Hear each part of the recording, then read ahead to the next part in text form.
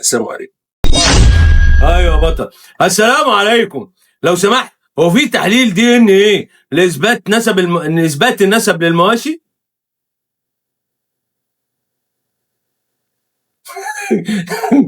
طب هو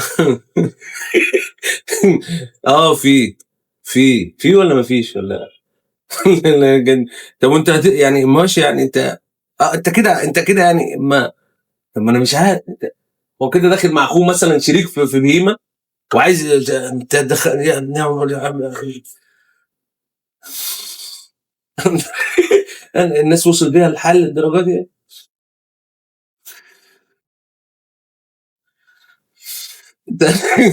السلام عليكم.